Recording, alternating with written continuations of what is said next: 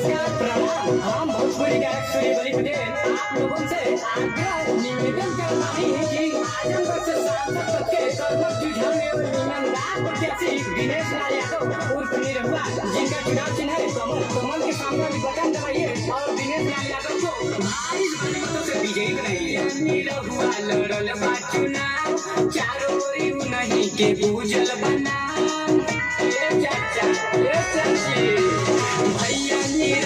लड़ल बा चुनाव, चारों ओर नहीं के बूझल बना।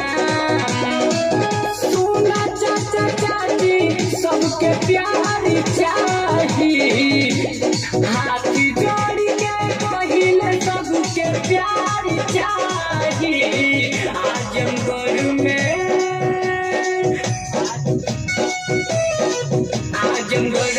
भैया निरहुआ के सरकार चाहिए।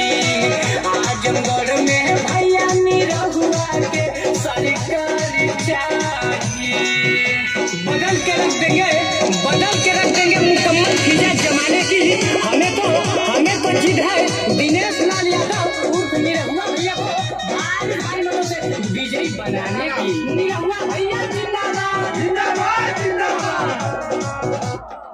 नहीं भैया निरहुआ भैया जिंदाबाद जिंदाबाद जिंदाबाद।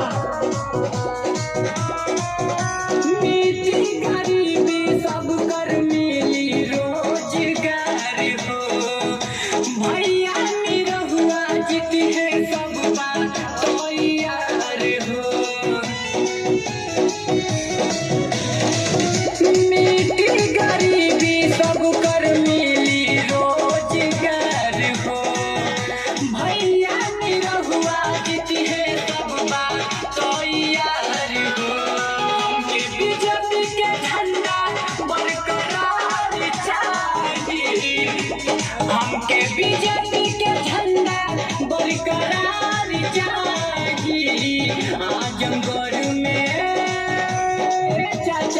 चाची सुनो ना, आजमगढ़ में भैया निरहुआ के सरकार चाहिए।